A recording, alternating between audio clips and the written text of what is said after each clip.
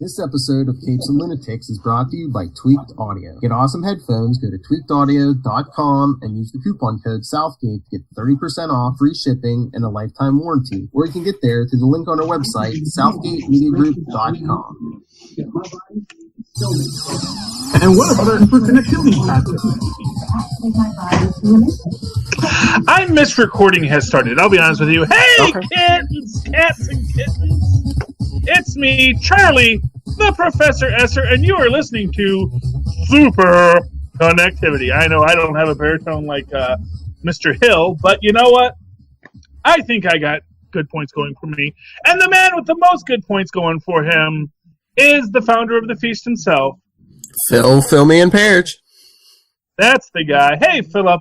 So welcome to Superconnectivity, this long-running podcast of wonders and joys. As I said, I recently came across, and thank you, Facebook, for saving things for all eternity, because, yes, you have our embarrassing stuff, but you also sometimes give us great memories. I actually came across the original text on Facebook Messenger from one Robert Terwilliger Southgate, saying, hey, you got some great ideas. Would you like to write a blog for us? And the Superconnectivity blog at gmail.com, the Superconnectivity blog, all one word, at gmail.com, was born, and the rest is, they say, is history. Oh, winding up it all. So, what to talk about today? So, okay, so you know, I want to touch base on this, because this is something that has been bugging me. I think I headcanoned it. I'm going to have to see if it works out in Avengers 4 Electric Boogalore. Did you notice, as Cap is, it's got to work, and he looks at his compass from the first Captain America, the first Avenger film, which isn't the first film in the MCU, but kind of, you know, is meant to be the start of it all. Chronologically, it kind of is, yeah. Yeah, until they do Conan the Barbarian, man. He's back at Marvel! What does that mean? Does Disney have the film rights to Conan? Oh, that would be lovely.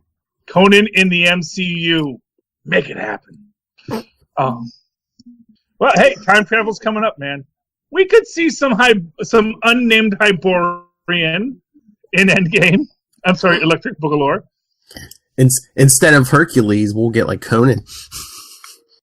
Well, not for nothing. They can bring in Hercules whenever they want. Oh, they might even make him a ginger because Disney already has Hercules. Yep.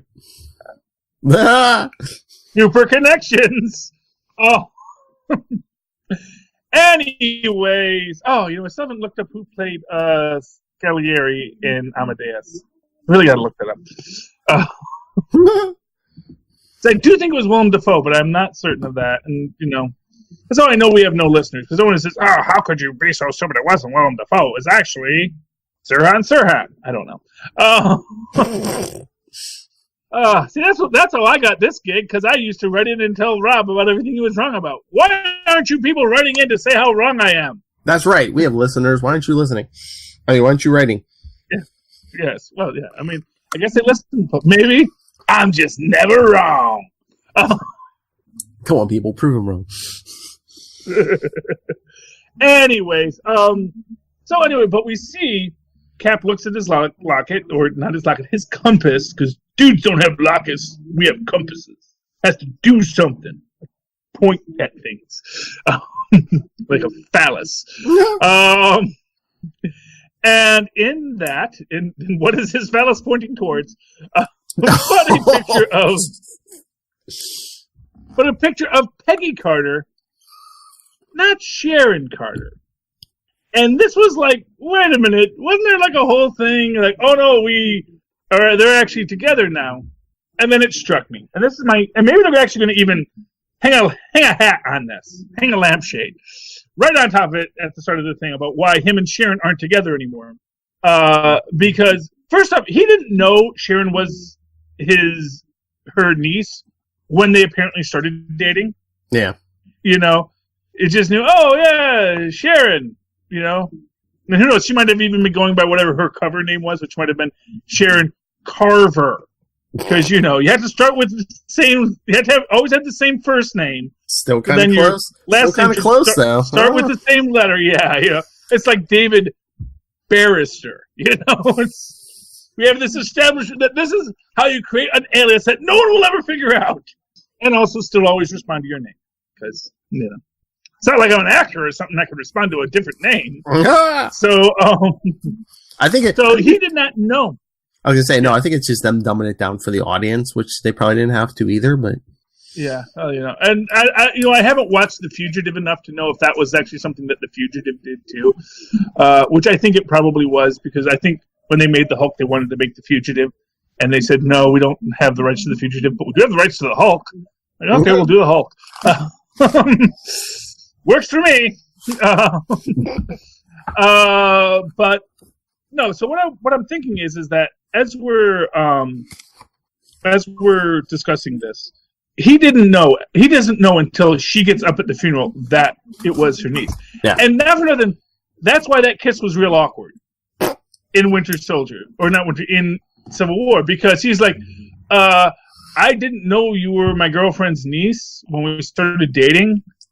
And, and here's the thing, I get the feeling like Peggy, didn't want him to know, because this was actually something that they established in the original timeline of the comic books, which is that Peggy really didn't want Cap to, come back to him, because she wanted Cap to move on with his life, because she had.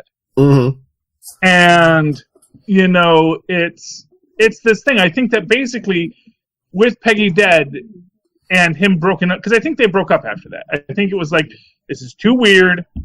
I'm not doing this. I mean, I don't want to be that guy who just breaks up with you because it turns out you're the niece of my one true love from 40 years ago, but you're the niece of my one true love from 40 years ago. And I don't want you to think I don't want you to think you're second best, but... Well, it's not even that it's that she's second best. It's that it's creepy and it's weird. And Cap knows that. Cap isn't stupid. Well, that too. He just everyone lied to him at that moment.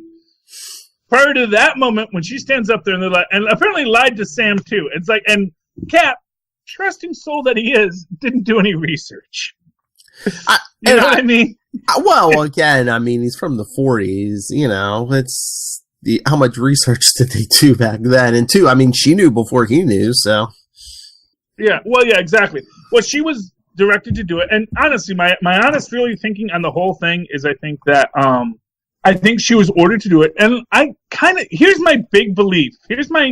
One of the things we may get out of Electric Boogalore is we're going to find out that Peggy Carter has been taking some Infinity formula and has faked her own death.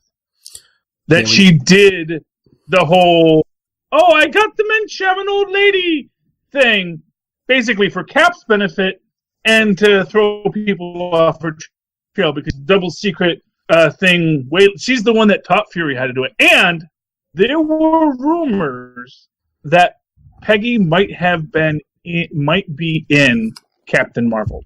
Mm. So it wouldn't surprise me if Tahiti. Maybe a little Tahiti in her, little Infinity formula to keep her going.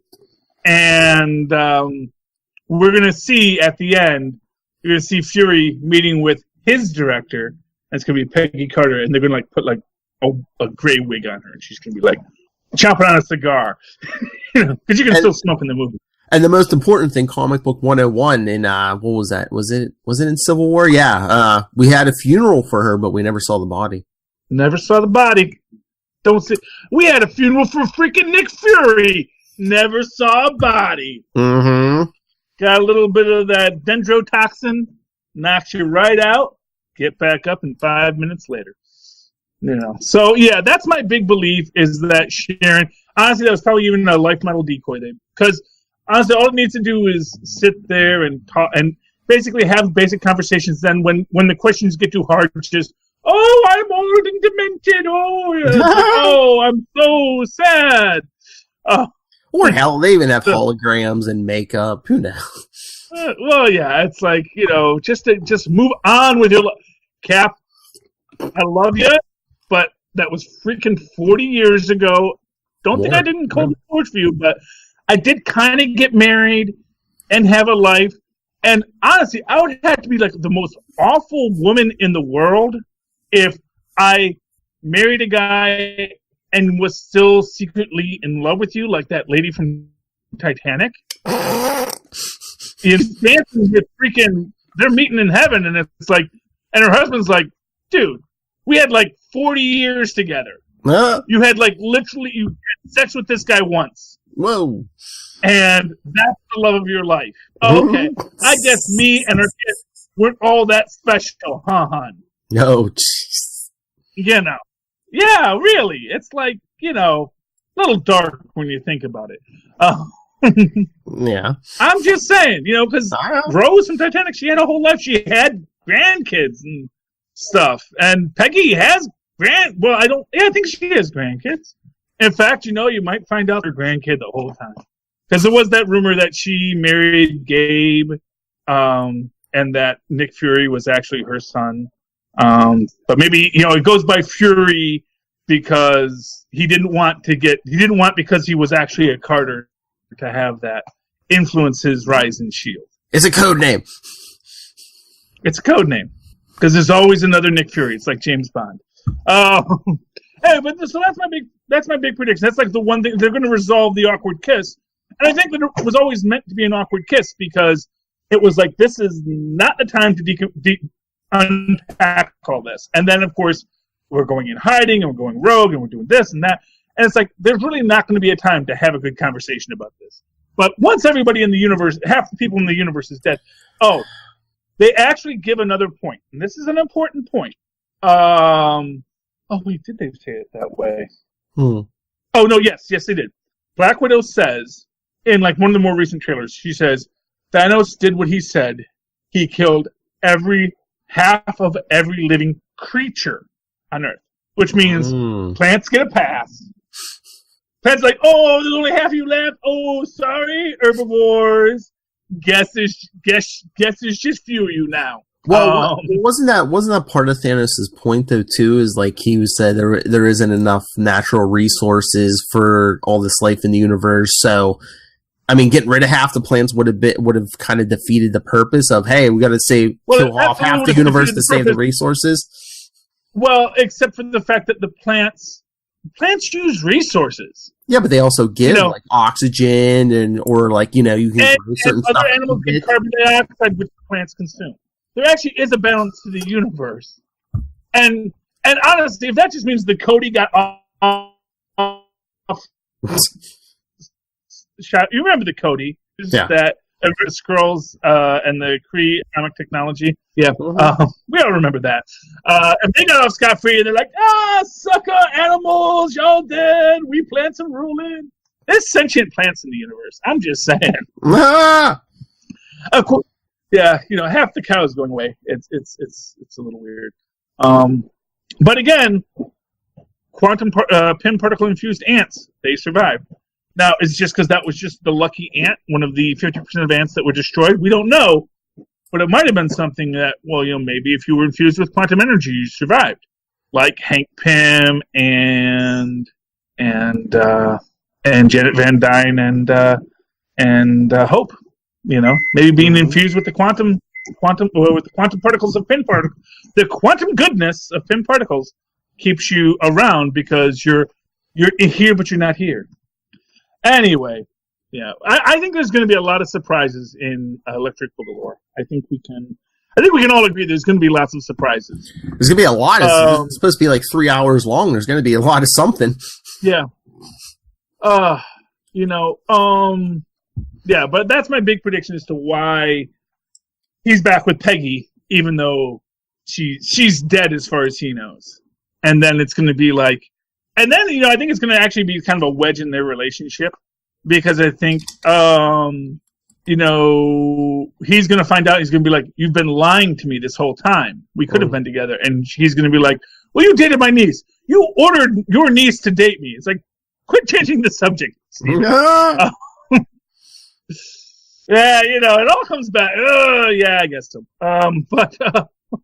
Yeah, I mean, I think that Peggy Carter. I think Peggy Carter is going to be in Electric. Well, she's definitely going to be in here's what I'm going to say. She's definitely going to be in Captain Marvel. Mm-hmm.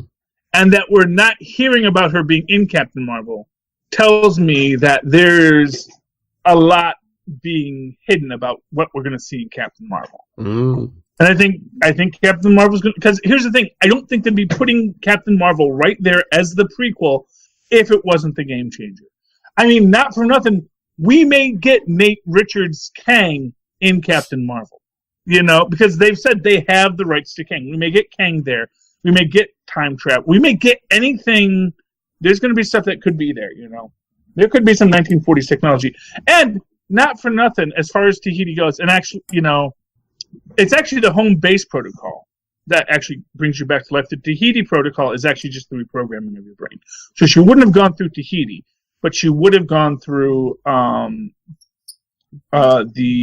home base protocol. Yeah. And who was the one who discovered the original Kree soldier, who they basically cannibalized to create the... Wasn't it Peggy Carter?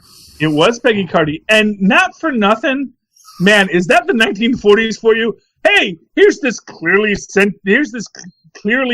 humanoid being.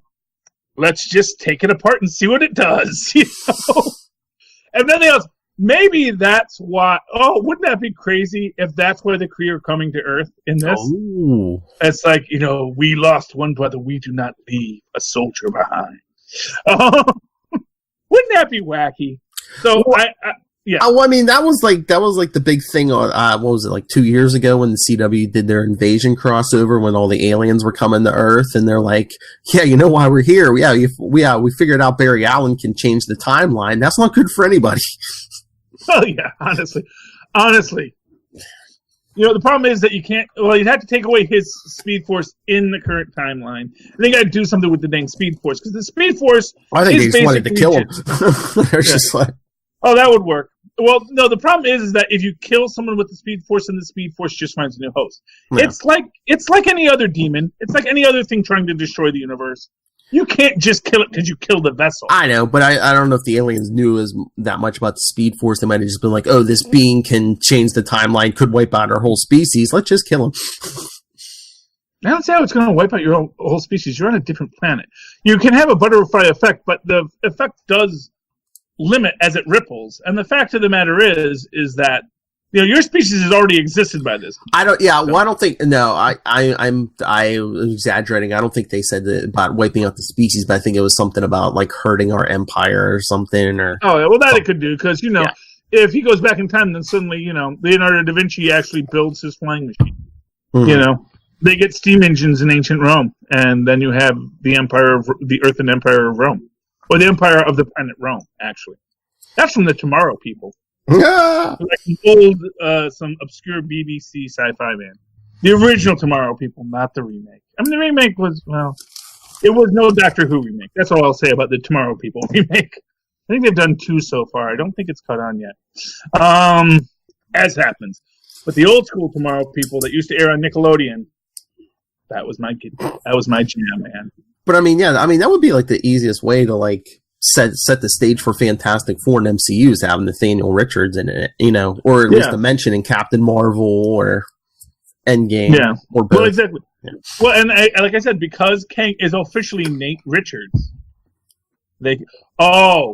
what's Marvel's Earth name? Walter Lawson. Yes. What if working on Walter Lawson's scientific project is also scientist Nate Richards? No. From somewhere, we don't know where. Just like you, Mr. Lawson. Let's not talk about our past, shall we, Mr. Lawson? Excellent superlative idea, Mr. Richards. Just 2 people, 8 aren't even supposed to be here today, and they're doing science because Nate Richards. Because Nate Richards knows about Thanos. Or he's been missing since the Captain Marvel movie. Why? Oh, my son and his friends got trapped in the multiverse somewhere. Yeah, something like that. Well, no. See, no, you can't. See, here's the thing, Phil. You can't use Nathaniel Richards, but you can use Nate Richards because Kang can be used in an Avengers franchise, but Nathaniel Richards is a Fantastic Four character, and just like Rama Tut. So yeah, but Disney's about to? No. So here's but here's the thing: is so they can introduce Nate Richards as Kang, because Nate Richards is Kang. Okay, you got to follow the logic in this, okay? Because they may interweave characters as they do. So Nate Richards is Kang the Conqueror, and maybe even Nathaniel Richards. And oh man, wouldn't that be crazy? So Nate Richards goes back in time, has Reed Richards, because likes to spread his seed throughout the universe. Oh man, you know what you could even have? Oh, here's crazy. Here's your crazy that you're gonna get. Okay. So in Captain Marvel, we find out that working on this project is Nate, who is from the future, because it's Nate Richards Kang. But then we're also going to find out that he's also actually is Nathaniel Richards, because the reason he stayed in this timeline is because he fell in love with a human woman. Well, he is a human, but a woman from this time. I don't remember what Reed Richards' mom's name is, but it's going to be like, maybe we should name him Reed. So you get little baby born Reed in the 90s. So Reed Richards becomes a millennial as this growing up kid. By the time we get to 2019, him and Ben and Sue going up in their rocket looking for Dad. I don't know, man. It's because all I know is that Dad took off at the end, man. You can bring everything in. We get a time traveling council of Nathans, Nathan Richards and Nathan Summers. Cable, boom. Oh, bam. Well, we got to getting. Why is he named? Did time traveling Nathan impregnate the Summers family at some point? No, I guess it's maybe not that uncommon of a name, but maybe Jean's mom's, maybe Jean's dad's name was Nathan. Did they ever say that? I don't know. Cable's full legal name, I don't think I think Nathan was like a middle name or something, but they just ended up using it. I don't know. Yeah, Nate Summers. Well, because Nate Summers is also X-Man. So like, all of these, they're all the same person. Cable and X-Man. X-Man was like the Age of Apocalypse version of Cable. He was younger. He didn't have the techno-organic virus, so he was kind of more powerful. Yeah. Yeah, and then of course you have the Strife. Because you need a mirror universe. Clone. Yeah. Clone. Yeah. Well. Anyway. There you go. Yeah. I mean, why is Mr. Sinister obsessed with the Summers line? He sees the genetic potential. I don't know. Because they breed true. Because all three of their kids, even all three of their kids that apparently none of them ever knew about. All three immensely powerful mutants. Which is why, as I say, Cyclops is more powerful than people let on, because I do feel he can contact victims of advanced deception. It's gonna happen! It's gonna MCU is gonna get them all. Well, what do you buy this article? That I saw something online. They were saying, "Oh yeah, MCU's not even thinking of X-Men and Fantastic Four yet." I'm like, "Yeah, you are." Where'd you read that? I heard the exact opposite. I don't know. Okay. There was something this week. No, I didn't even buy it because they were like, "Oh, there haven't even been talks here." I'm like, "Of course, there's been. Come on." No, because the article I saw was like, planning on X-Men and merging X-Men and FF in 2020. So I think that, I think it's totally a thing. And that was actually the other thing that I think is going on here. And I don't know if I mentioned this. I mentioned this actually on the Ironcast, but I didn't mention it here. And not everyone listens to all my podcasts, obviously. But remember how we were talking about, man, why are they rushing so much to get, Iron Fist and Daredevil and all these shows out so fast? And I realized why it is. Because Netflix has the rights to say you can't use these characters for how many years, Phil? Is it 2? It is 2 years. So, if the last Daredevil aired in 2018, when's the earliest you can have a Daredevil film in the MCU? Is it 2020? Yes, 2020. Or 2021 if you do it January. Yeah. But yes, because I think it aired before Christmas. Yeah. So you could do Christmas Day film, Daredevil the movie, with our good friends from you could do the Defenders movie except for what's her name, and Jessica Jones. Yeah. But maybe Doctor Strange will form Defenders for some crazy reason. Maybe. And this is the thing. I think that basically maybe it ended less hostilely between Marvel and Netflix than people like to think. And I think basically what the deal was look, you get these out so that we can use the good characters. Well, two of them anyway. Oh, sorry, Iron Fist. You know how I knew Iron Fist wasn't going well. Actually, that was the whole thing. That Clark Gregg didn't get his Iron Fist cameo. Maybe he didn't want one. No, I think Netflix didn't give it to him. Because I think Netflix was like, oh, we don't want to have, because that was back when we don't want the stink of the MC universe on it. I don't know, because there was always the fighting, and I think that might have been something that was going on there. But anyway, that he never got his cameo tells me there was something going on between Iron Fist and everyone else.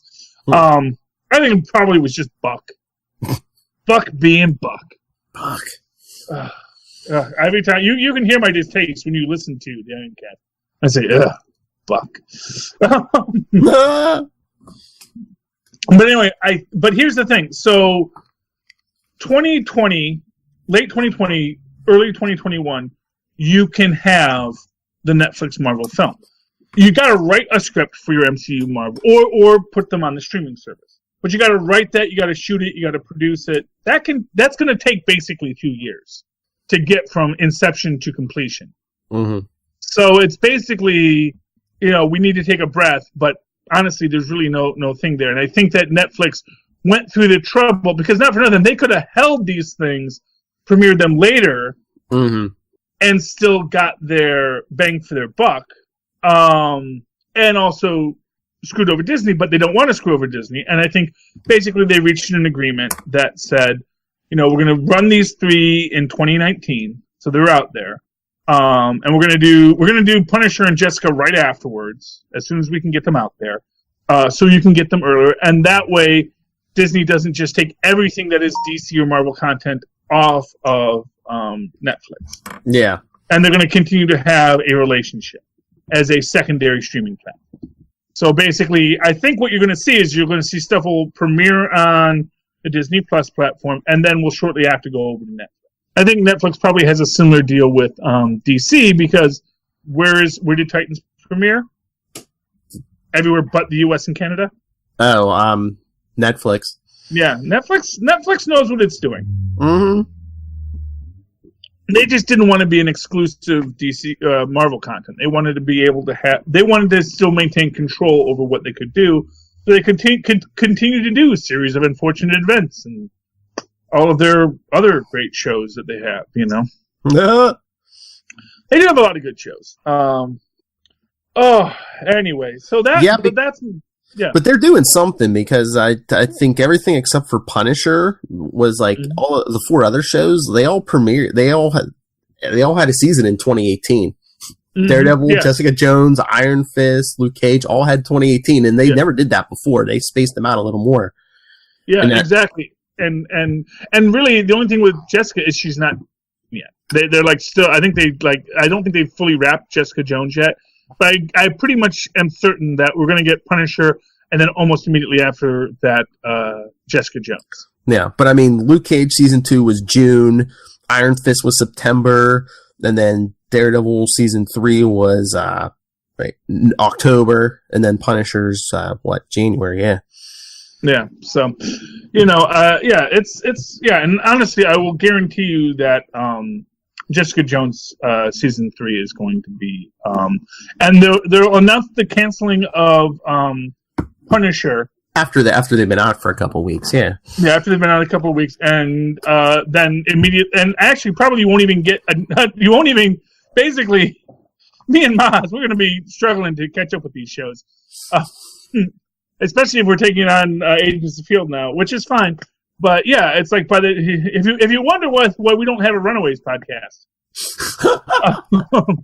I mean, eventually, if we run out of content, because I don't think we're running out of content anytime soon. Well, not yet, but I'm just saying, in a year or so, if you're like, we're going to do all the Netflix stuff. But we actually never did Daredevil season 1. So yeah, I know. We actually could go back and do that. But it is what it is. Anyway.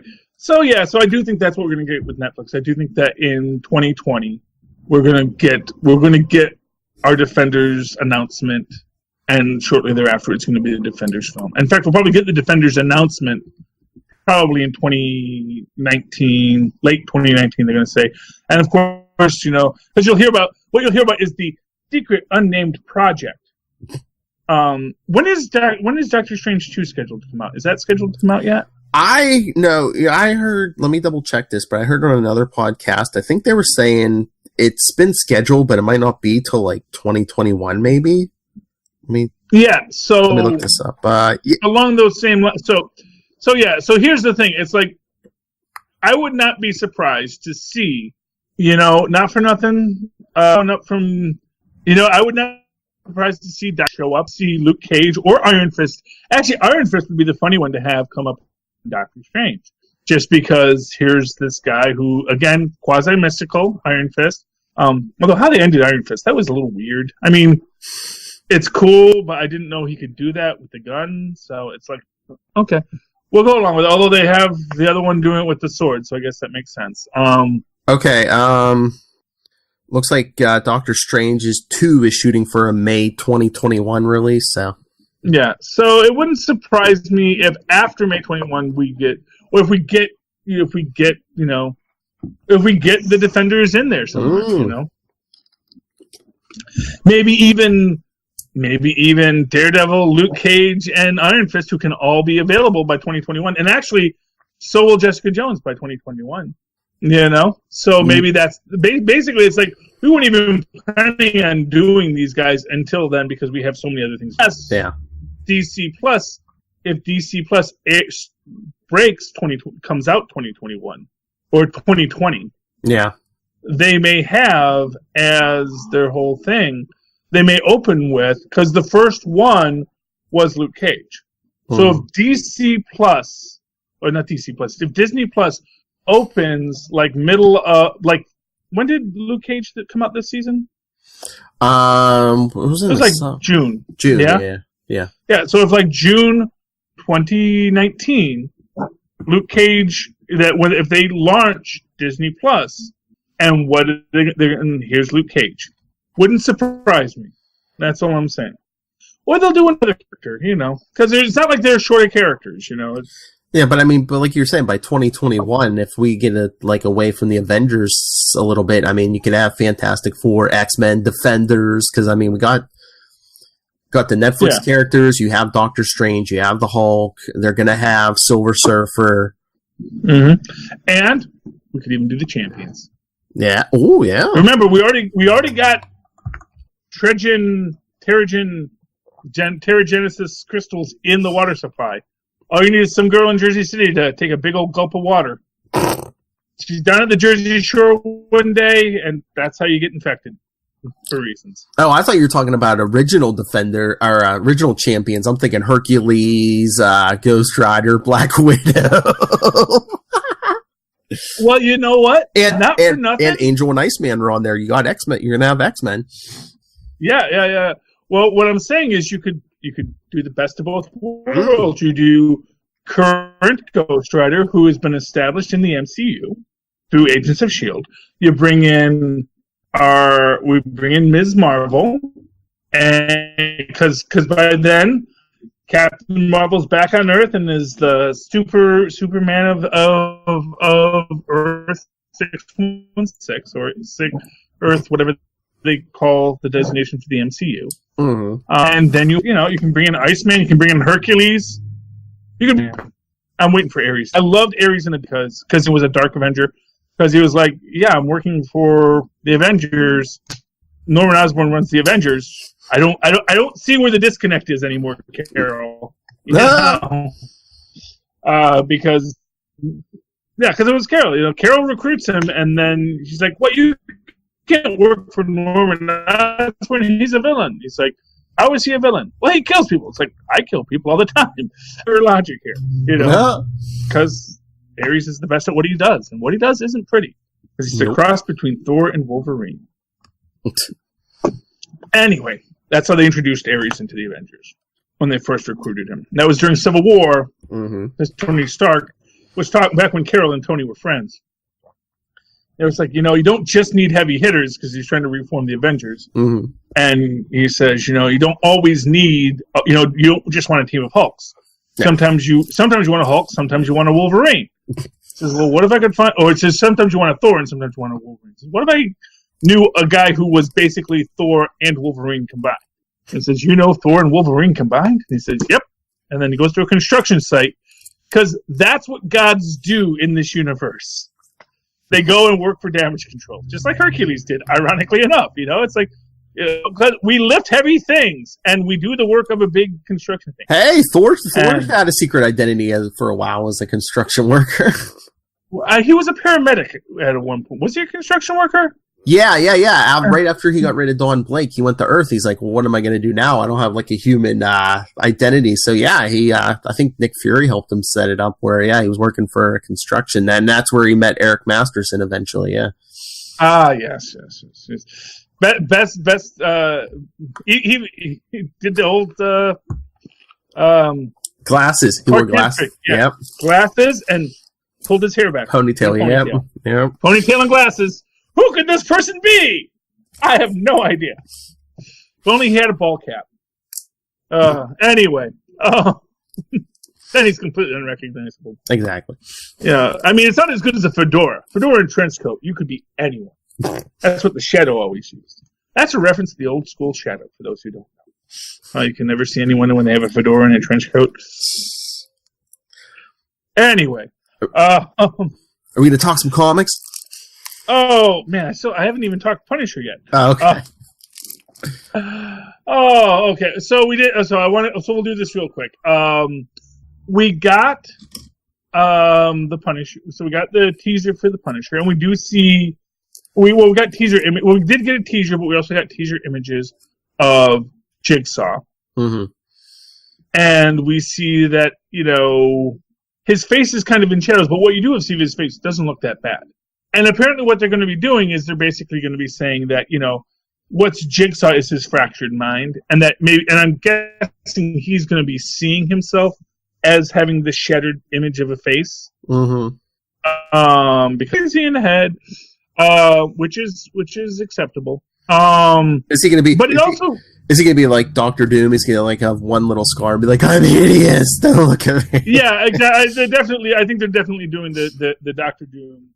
It's not Deadpool face. It's one little scar, and not for nothing. Also brings to bear the reality that we live in an age of plastic surgery. Yeah. If you had one little scar, they're going to fix your face. And they fixed his face. It's like, he had a bunch of relatively superficial cuts on his face. I mean, he's got a couple of scars, but it's not like he looks like Jigsaw. It's not like he's a jigsaw puzzle all put back together. He looks like, Jigsaw looks like Frankenstein. Yeah, and to that extent. But is it just like a play on like, this guy probably used his looks to get far in life before because, he was like seducing what was her name, Madani, and and Philip, what did I say about Deadpool as Ryan Reynolds' Deadpool? Bone structure. Still has fantastic bone structure. And you know what? Do you want to see the 100% proof that my theory is correct? Because you want to talk comics? Let's talk comics. Who is at the table of villains that fights the Black Panther in the 20th anniversary? You see that guy there? They don't call his name, but it's not Man Mark Hackett. But it's not Man Martin Michael. Look at his face. Oh, is it Jigsaw? Yeah, that is definitely Jigsaw. But it's his scarring is so subtle now. Because he lives in the era of plastic surgery. Mm-hmm. They can fix most major scars. Like literally, unless you get your face literally melted off by fire. And even then, they actually, honestly, plastic surgeons work really hard to get these people looking fairly normal. I mean, there's a lot that they can't, and that is truly hard for those people. They're good people. They often sacrifice themselves to make the world a better place. Mm-hmm. But in general, yeah, they do fix your face if you get horribly scarred. And so, what we can see from that image, that they are definitely downplaying the Frankensteinian look. Mm-hmm. Ironic that, of course, eventually Castle became Franken Castle. And now Musa Frankenstein, too. Really should have read those extra issues. For those who don't know what I'm talking about, go back to Capes and Lunatics and find out what was one of Lilith's favorite books this week.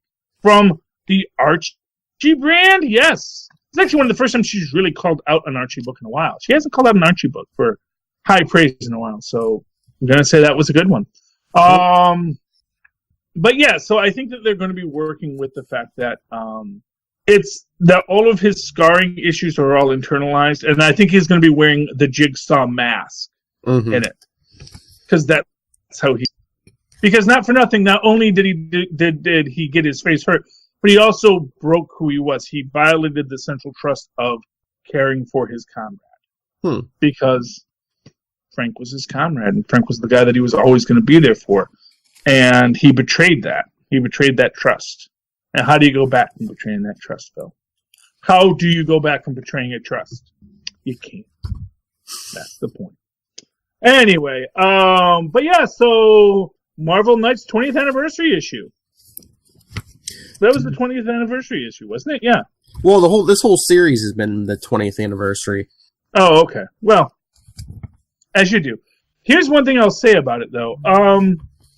Super interesting how it's playing out, man. And I don't know. So has they reveal in this, Kingpin's been taking like Man Mountain Marco serum? I guess. Yeah, he's taking on full-on repulsive blast. He's like, ha ha ha. But you know what? We've been getting that with Kingpin for a while. They've been upping his power level. I think that basically... Now, I am correct. That was Spider-Man who broke into the Kingpin's jail cell and beat the stuffing out of him? Yeah. That was, okay. right before, it was like around the time of the first Civil War, yeah, because, when Spider-Man's identity went public, Kingpin, basically had a sniper, just shoot whoever you can shoot, and he shoots Aunt May, and he breaks in the jail, beats the crap out of Kingpin, and says, if my Aunt May dies, you're next, so. Yeah, well, exactly, because you don't want to take away Spider-Man's moral compass. It's basically the moral of that story. Mm-hmm. And yeah, because I was saying that, and I'm thinking, wait, am I wrong on that? Because no one else is going, yeah, I remember that. And I'm like, maybe I'm totally misremembering it. Because something very similar happened to Bullseye when he fought American Eagle. An American Eagle, third string thing, but superhuman strength. Basically just above a Man Mountain Marco. And he's like, you realize you're kind of a pathetic villain. And of course, they, as I always say, they call out, that with Bullseye when the Skrulls attacked Black Panther, and they gave him Bullseye's powers. And he's like, yes, you can throw things with deadly accuracy. You do realize we have circus performers in this country with the exact same powers. I mean, I think the story's coming. Either Wilson Fisk is a mutant, or he's had scientists experimenting on him, because, it was the Kingpin's scientist who gave Black Cat her bad luck powers, so. Well, not for nothing. Well, yeah, and obviously you experiment on everyone else. You experiment on poor Marco. Exactly.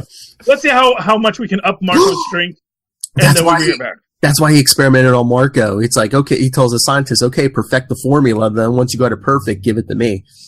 Well, yeah, obviously. That could be the reveal. And not for nothing, the mutant angle isn't, because, Slug, remember Slug? Mm-hmm. The Florida version of Kingpin, who is just bigger and fatter. A lot more out of shape, yes. Yes. Well, they have actually, if you read his official Marvel Universe entry, it is suggested that he actually may be a mutant, because no human could carry around that much extra weight and not be a mutant. Exactly. Exactly. So it may be that Kingpin is in fact a mutant, like the Blob.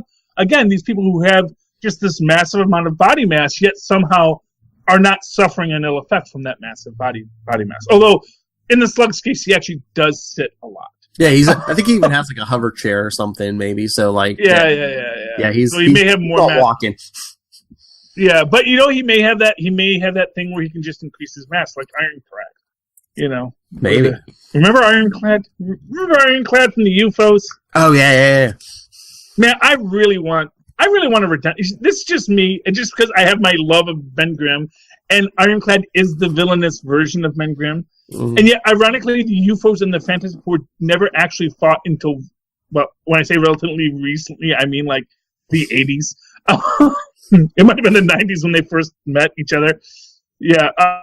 Look at that. They did not. It wasn't until like the fourth time they died and got brought back that the UFOs actually got to face the Fantastic Four. Yeah, it took a while because they were like the evil version of the Fantastic Four, but they were like Hulk villains for the longest time. Yes, well, they are classic Hulk villains. They are the best Hulk villains. But if you ever go to their original origin, you actually have it is basically meant to be an exact replica of the original Fantastic Four, including freaking nettling Sue Storm saying, "Oh, Mr. Steele, I didn't know you were a coward." Oh, don't call me a coward. I'm fighting words, lady. Because Vapor, who is their Sue Storm, like evil or more evil than Sue Storm. I'll tell you, man, that whole origin, and they kind of canoned it in this most recent in the wedding special. Like I said, that was the only story worth reading in that wedding special. Sue Storm is kind of involved in other people's lives. She nettles a lot. When no one asked her to nettle. I'm not saying women should be silent. I'm just saying they shouldn't use a subordinate position of manipulation to gain their strength. They should say forthrightly, "Benjamin, you're a great pilot, and you can do this." Yeah. And had she appealed to his vanity instead of his inner self-doubt, because of course he has a lot of self-doubt. Remember, he was best friends with Reed Richards because he's actually a super genius, but no one recognizes it because he's from Brooklyn. He's from the Lower East. Actually, he's not from Brooklyn. He's from the Lower East Side. Back when that actually didn't mean that you were from millionaires. He was from Alphabet City back when Alphabet City meant something. Oh goodness. That's why it's Yancey's.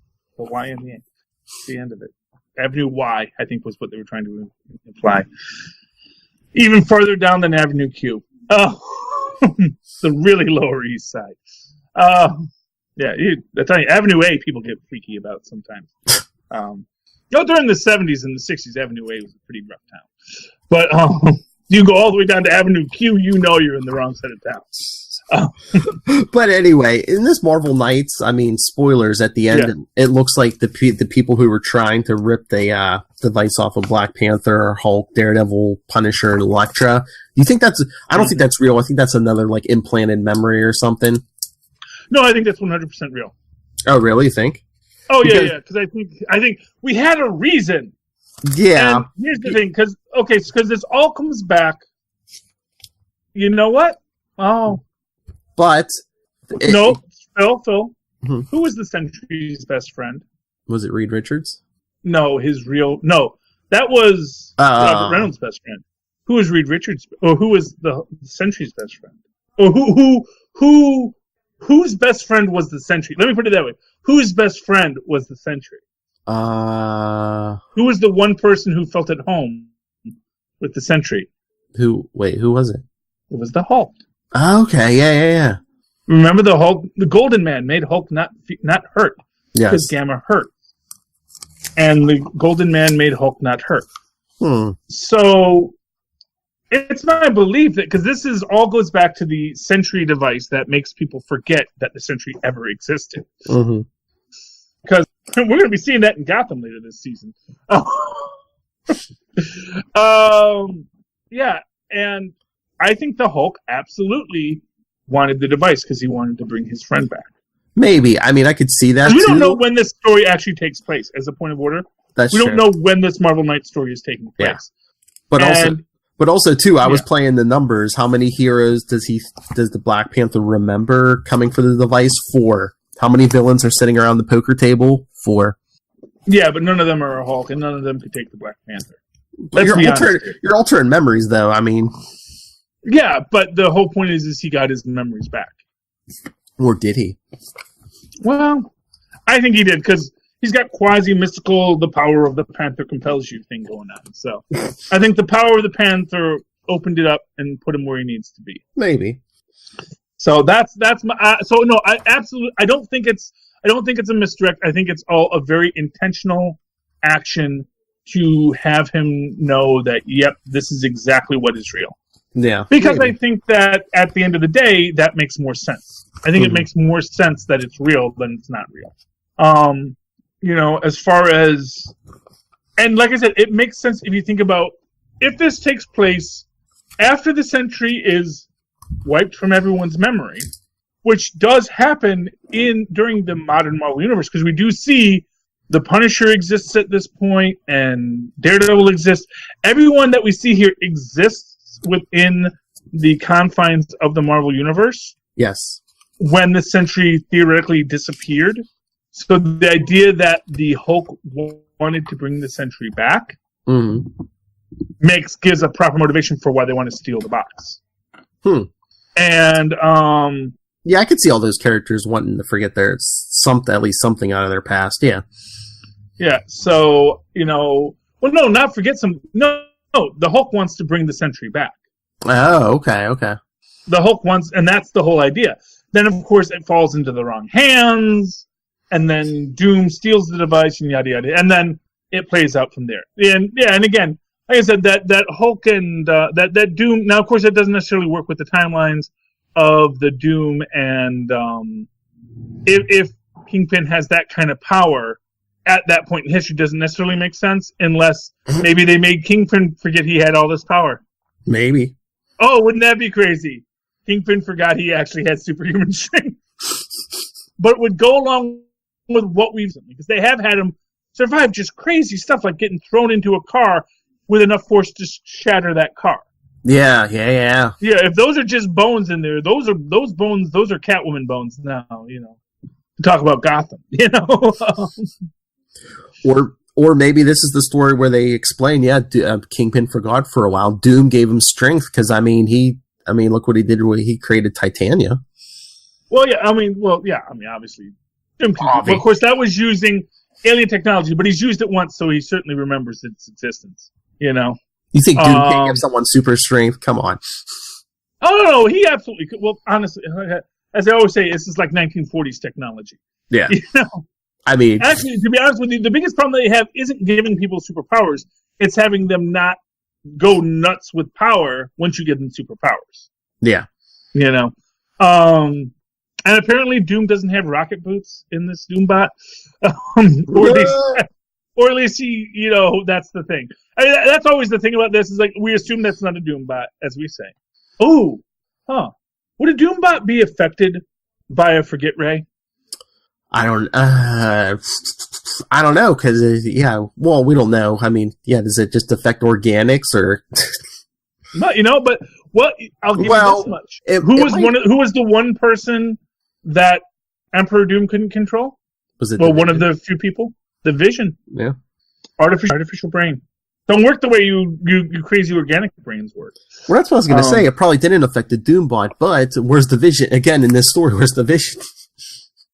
I don't know. He's off-world. Maybe this is back when he was with Scarlet Witch, and they're like, maybe it's better people forget. Maybe. Let's not forget, Wanda's got her own business going on, and she may be like, maybe the world's better off if people just forget that superheroes ever existed. True. So we can have a nice, quiet life here in the suburbs. True. Like I said, we don't know when this story takes place, so anything is possible. Although it certainly apparently exists in an era where police brutality is a thing, and cell phones are a thing, but then again, sliding time. Yes. And we do also understand why T'Challa initially rejected Frank Castle's offer of help. Aside from just the fact that he was a cop who, has been beating on people.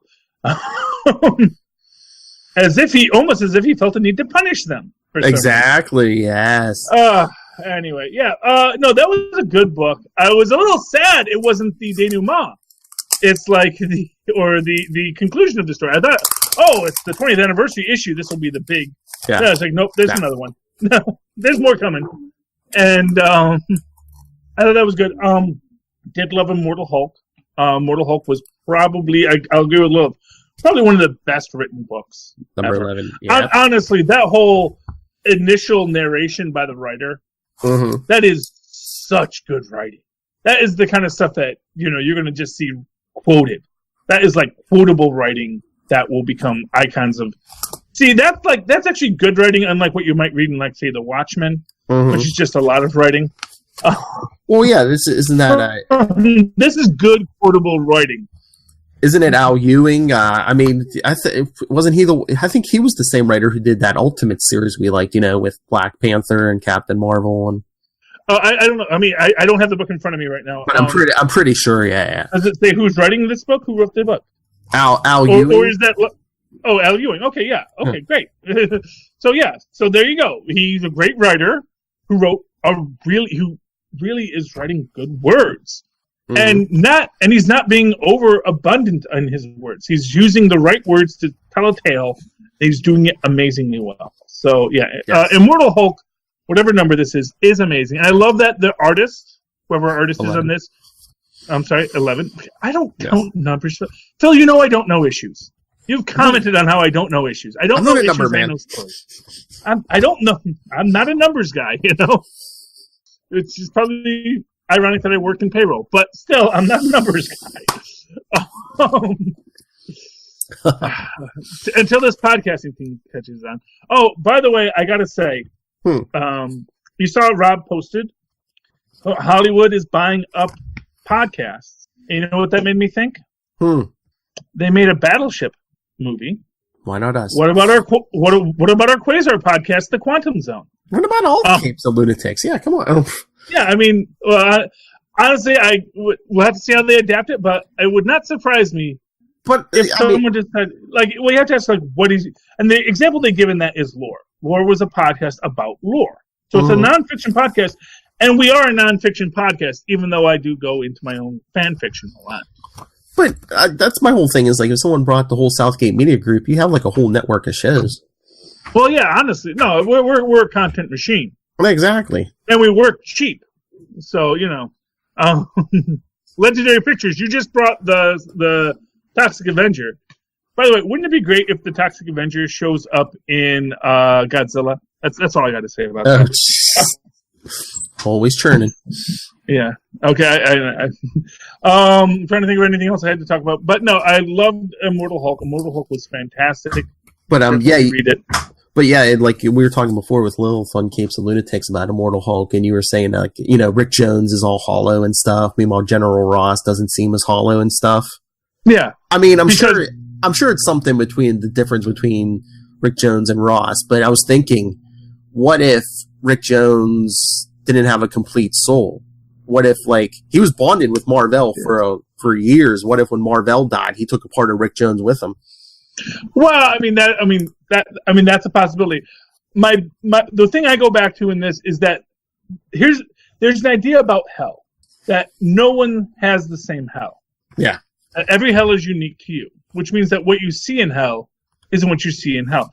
And as an example, there was one 4-verse Mephisto storyline where he's traversing the lands of Mephisto and he sees Gaia, his mother, his real mom, his biological mom, Gaia, chained in hell. Because it's all about the things that are trying to tempt you off the path to face Mephisto. Yes. And then he realizes, no, she is Gaia, she's Mother Earth, and this realm is as much a part of Earth as anything, and her essence is here as well. She isn't trapped here, she merely is here. And he moves on from her. And it is this idea that they make Thor see Gaia at that moment so that he will steer from the path to save his mother, like they do with Doom all the time. Well, yeah, maybe they're transformed due to the Hulk's. It's like, look what you did to this poor innocent Rick Jones boy. Well, exactly. But that meanwhile, Ross is the all powerful enemy who has his Red Hulk powers back in hell, I guess.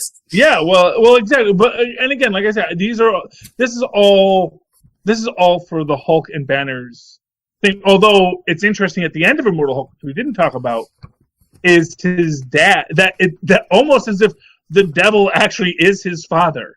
Yes, because he says to what appears to be his son, David Banner, you were better off without him. Yeah, which tells me that this is all taking place in the crossroads of the minds. This is all Joe Fixit, Professor Hulk territory. And it's just about whether or not the Hulk figures that out yet. If you realize, basically, if we figure out that this is all in our minds, which I think he's sort of there, he's like, it's not really Rick, it's just a shadow, it's just a puppet. Yeah. But of course, and that's the thing, is like when they send Rick to him, there's not much of Rick left because it's been so long since the Hulk has really been with Rick. And he looks hollow, and he's just reciting old dialogue. Yeah. But for Ross, it's still fresh, it's still real, it's still visceral, and I think as it goes on, and I think Puck is going to give us this insight here because Puck is clearly the guy.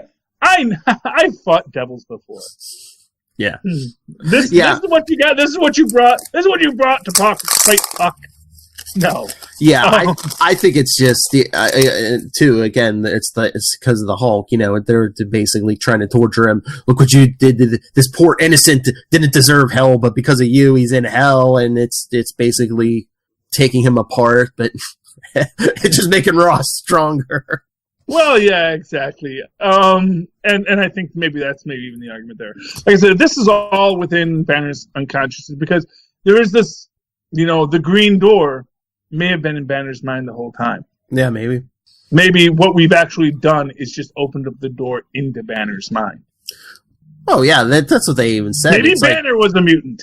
Well, that's that thing. It's always, that we've talked about before. It's like, that's that theory that the Hulk and everything has always been there in Banner. The Gamma Bomb just gave the Hulk physical form. Mm-hmm.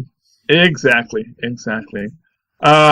Anyway, that would be that. I mean, that's an entire possibility, and I think I'm excited about where it's going because it's just some great writing. It's fantastic artwork, and I never really comment on the artwork. But this is and I love the fact they still have this sort of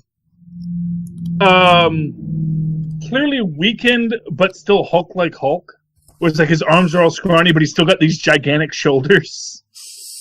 It's like, because it makes sense if you think about it, because it's like, this is the bone structure underneath all those muscles, and that basically you need those big, broad shoulders to hold all that muscle, but even those have shrunk, and so he actually almost has this almost hunched over quality, which is, it's a neat look they gave the Hulk here, and I really love the way they're approaching him.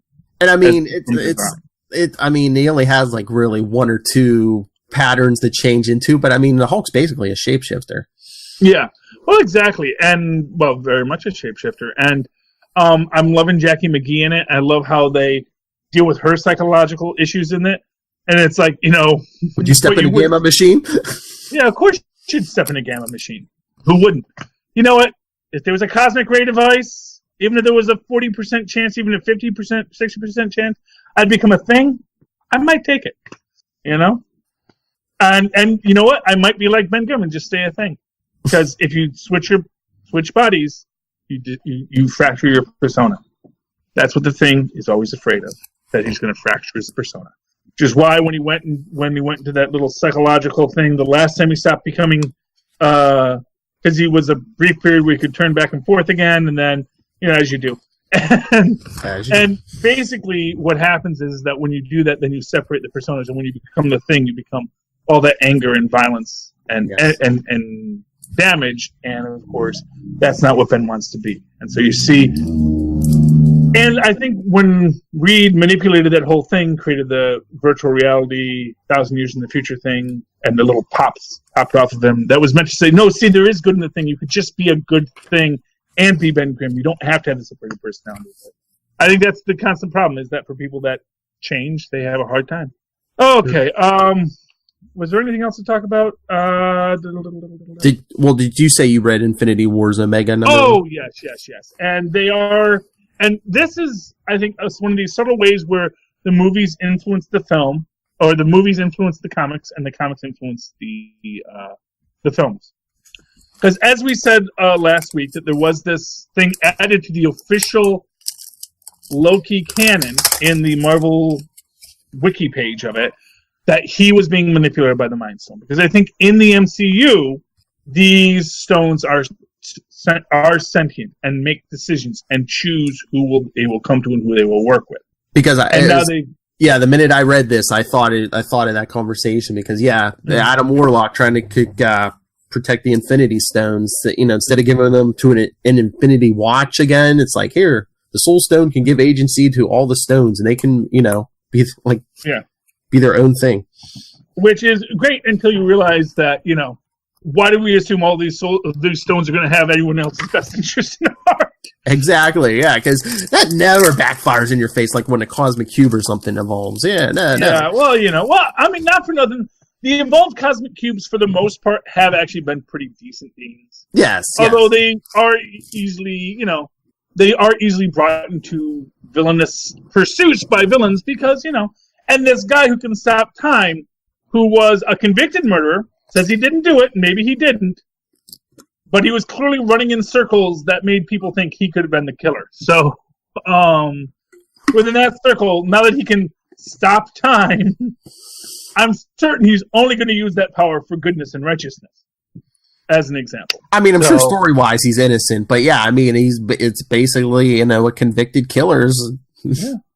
Well, yeah, and it's like I said, usually when you are a convicted killer, it's not because you were just this great upstanding guy and there was no evidence against you. It's usually because you were maybe a ne'er-do-well, not a killer by any means, but you probably were a ne'er-do-well and you were doing ne'er-well. Hanging with a bad crowd. And it became easy to frame you for that murder, or to at least come to the conclusion that you were the murderer. Yes.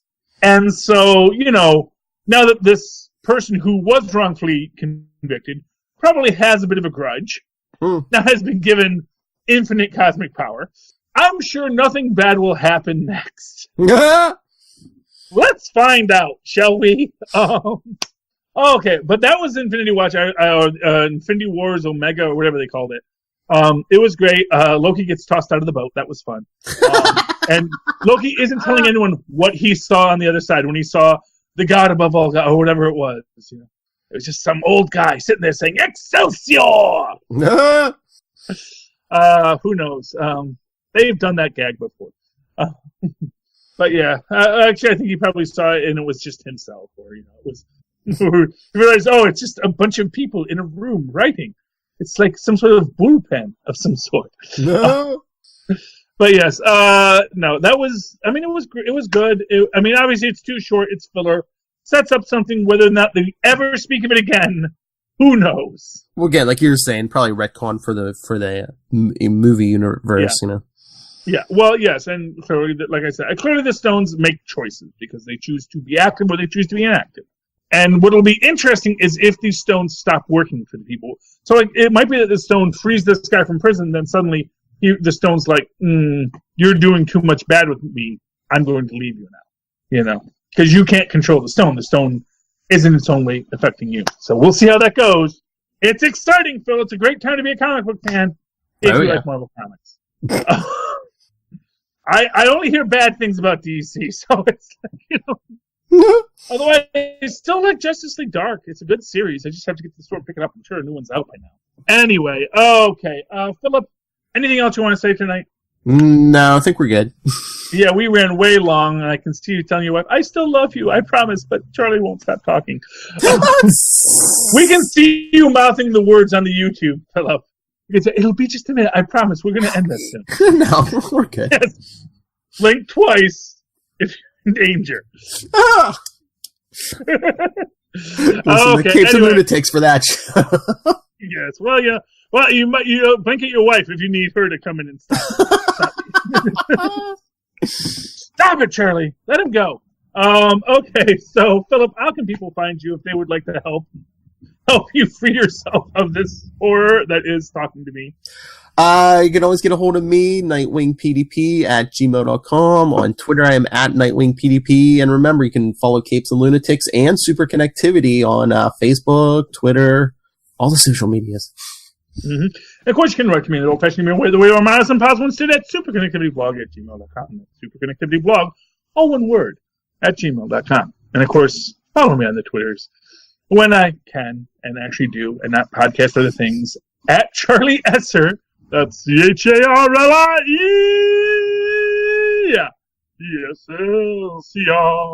Look for the 2 E's in the middle.